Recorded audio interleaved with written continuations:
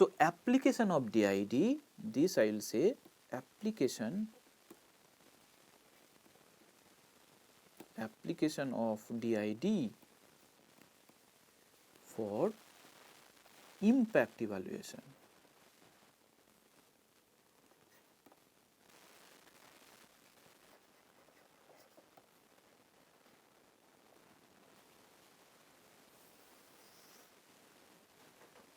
Okay. For this, what we need, minimum 2 years of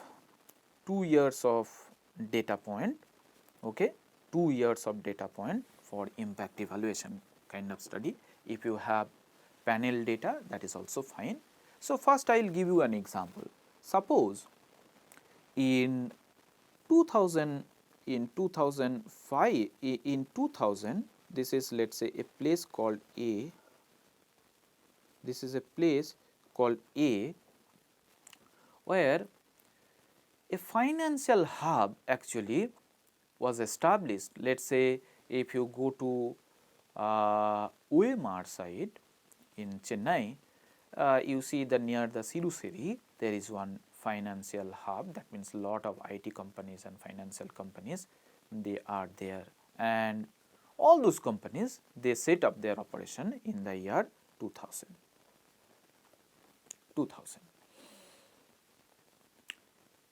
And we assume that because of this financial hub or IT hub which was established at place A in 2000, real estate price gone significantly high after year 2000, okay, after year 2000. So, that means if you have, let us say, data from 1990 to, let us say, 2005, and this is the year of 2000 where the IT or financial hub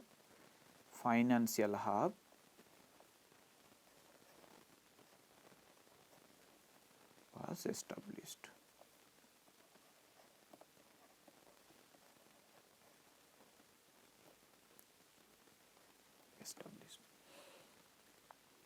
Okay. So, you have these 16 years data, okay, and in 2000 there was a financial hub. So, that means if you collect the real estate data for this particular area, then you can say that, let us say, I have I have this is 1990 to 2005, 16 years data available, 16 years data available, and you are thinking that in 2000 there is a setup of financial hub. Because of that, the real estate price gone up significantly compared to the other places, okay, compared to the pre-financial hub prices. Okay. Now, what type of model you will set? You will set this type of model. Let us say YT is the real estate price equals to alpha plus beta 1, say dt plus ut. And how I have defined dt? dt I have defined dt equals to 1 for year 2000 and onward, and 0 for 1990 to 1999. Okay, 1999. Okay, and then if you define the dummy, let us say if your beta 1 turns out to be significant and positive,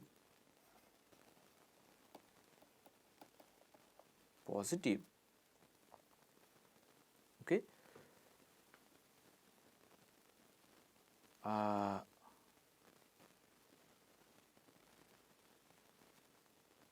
us say I'll change the model little bit. Let us say that I have place A and this is my place B, where there is no financial hub. Let us say this is simply your this Velachery or some other area where there is no financial hub. That means this place where the financial hub was set up, in econometric literature we give a different name called treatment, and this is control, because here you do not have financial hub. All right. So, we have basically, when you set up your model, yt equals to alpha plus beta 1 d1i plus beta 2 dt plus ut, and d1i equals to 1 if A 0 if place B. So, that means you have real estate data for both the areas. You have real estate data for A, real estate data for B.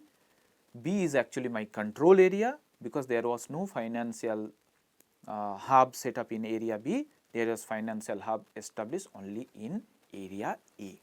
This is my objective. So, you have set up this type of model, and then you when your beta 1 this beta 2, this would become now beta 2. If beta 1 is significant, beta 2 is significant and positive, then you will say that real estate price in A has gone up significantly compared to the area B because of this financial hub. Okay. So, that means you are trying to estimate the impact of setting up a financial hub in place A compared to the place B, which is my control, So, this setup is actually called impact evaluation. Now, if you set up this type of model and try to conclude that yes, beta 2 is positive and significant, that means the financial hub has a positive impact on real estate price for place A, then your conclusion would be wrong. Why this is wrong? Because it may so happen that even before setting up the financial hub at place A in 2000, real estate price in place A was higher pre-financial hub setup also. This is possible, you do not know. So, that means what I am saying, that even before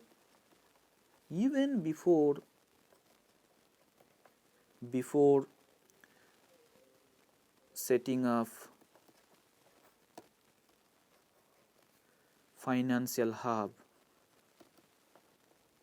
financial hub in 2000, real estate price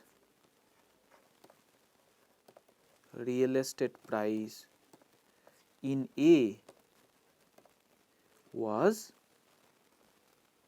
higher than B, because you have not collected that type of information. Okay. So, it is, if that is the case, I cannot say that yes, it is because of setting up the financial hub the real estate price in A is higher than real estate price B. So, what basically then you have to check? You have to compare, you have to first estimate the difference in the real estate price between A and B in pre-financial hub setting, and then that means pre-2000 and post-2000. Then we have to see whether there is a change in the difference in difference.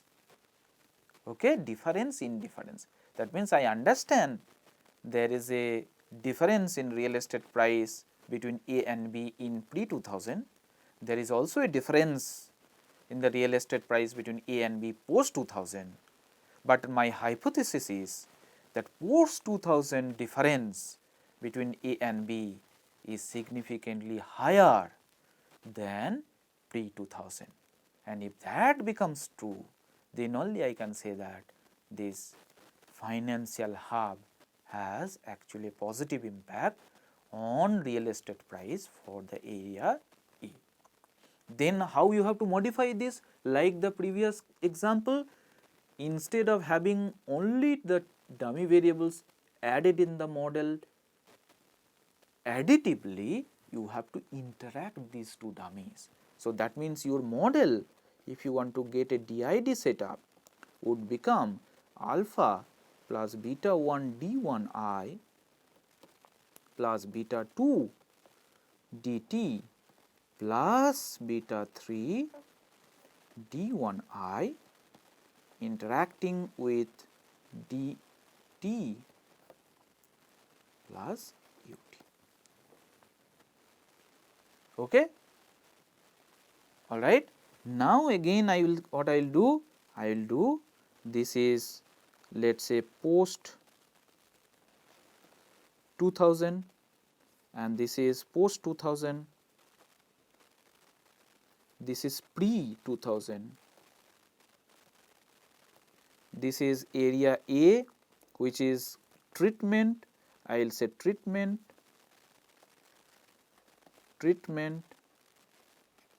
and this is my control, that means area B. All right.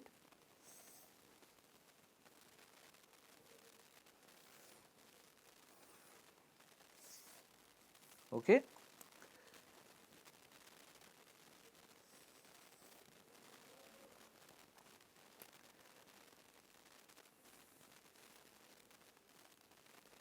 So, once again what you have to do, that expectation of, that means you have to get treatment.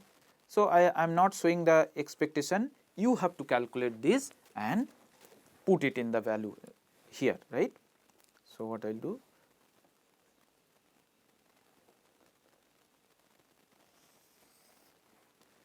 now 2000 onwards, and for the treatment group you will have d1i equals to 1 and dt is also 1. So, that means when you put both 1 and 1, this would become alpha plus beta 1 plus beta 2 plus beta 3, and pre 2000 for the treatment group, that means your dt equals to 0, but d1i equals to 1. So, that means this would become alpha plus beta 1, this would become 0, this would also become 0. So, alpha plus beta 1 is the pre 2000 real estate price for the treatment group, because this would become, since it is treatment, d1i equals to 1. So, alpha plus beta 1, this would vanish, and if you put 0, this will also vanish. Similarly, for the control category post 2000 would be alpha plus, since it is control, d1i equals to 0, and you will have dt. So, that means alpha plus beta 2.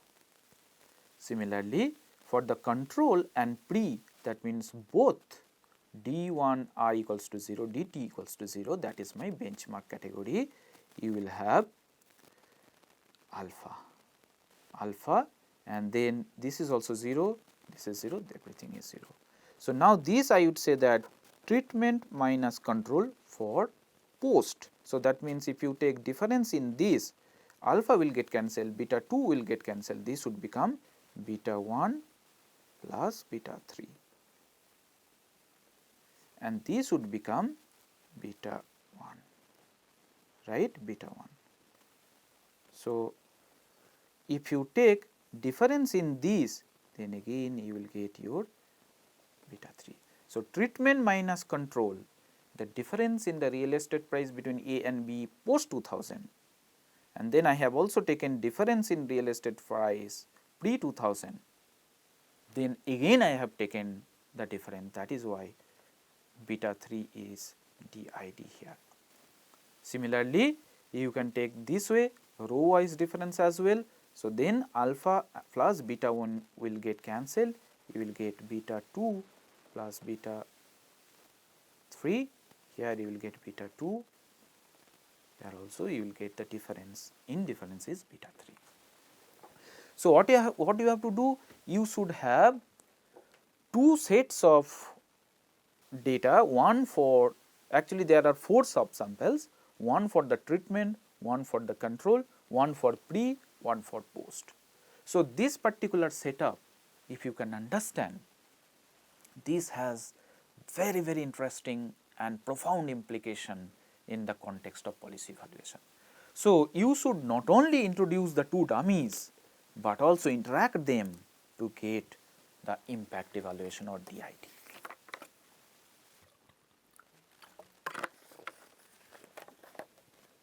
Okay, impact evaluation or DID. All right. So, this you can apply for many cases. For example, let us say you are thinking of impact of climate change on migration. Impact of climate change on migration. So, that means what you have to do? You have to take one treatment group, one treatment area, one control area. What is the treatment area? Where climate change is significantly higher. And then you have to get data from pre and post. Let us say climate change became significantly, that means in terms of let us say temperature or rainfall. Let us say that is the year 2000. In 2000 there was a drastic change in your climate, and that happened let us say in place A. So, what I have to do? I have to calculate rate of migration for area A and area B, and then I have to take the difference in rate of migration between A and B in pre 2000 when the climate was not changed drastically. Then in post 2000 also, I have to calculate the change in migration rate between A and B. Then I have to take difference in difference. So, that means difference in rate of change of migration pre 2000 and difference in rate of change of migration in post 2000, whether they are significantly different, that would be determined by your beta 3. And then you can say that yes, climate change has an impact on migration, because it may so happen that in place A, even before climate change also migration rate was significantly higher than B. I do not know. All right. Similarly, let us say another example, quite frequently we do this type of study. Let us say estimating women empowerment. Okay, impact of joining self-help group on women empowerment.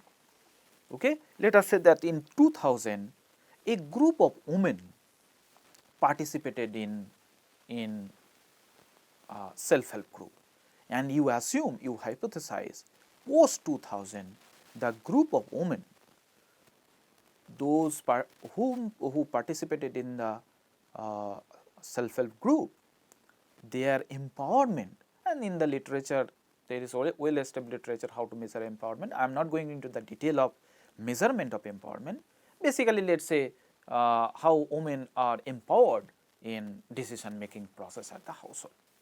And when you join self-help group, that will give you extra income, and with economic freedom it is assumed that woman gets empowered. Now, if you assign one dummy for those who participated in the self-help group and say that yes, this dummy is significant, and as a result of which I am saying that self-help group participation gives more empowerment to the women, that may be wrong, because it may so happen that group of women what you are considering, they were already empowered even before joining. They were more empowered compared to the control group, that means those who have not participated even before joining the self-help group. Then what you have to do? You have to identify those women who participated in the self-help group, and you have to calculate their empowerment with the control group, those who did not participate, then you have to calculate the difference in empowerment pre and post joining in the self-help group, and you have to take difference in difference once again. And if that difference in difference coefficient is significant, then only I can say that yes, joining self-help group has given a significant higher impact on women empowerment. Otherwise, your analysis would be wrong, because it may so happen that those women were already more empowered compared to the others who did not participate in the self-help group. So, that means there are several cases. You try to understand this case, then you can easily apply this particular technique DID in several other contexts as well, depending on your requirement. Is that fine? So, this is another case, case 4, which is basically the application of dummy variable when you have two dummy variables and the interpretation of the interaction between two dummies. That is quite important and interesting. So, we are closing our discussion with this today, and in our next class we will take data set and then we will try to estimate different type of dummy variable model. We will see how to set up the data, how to define the dummy variable in your original data set, and then we will discuss the estimation of dummy variable model, and we will also try to understand the interpretation of the different estimates involving dummy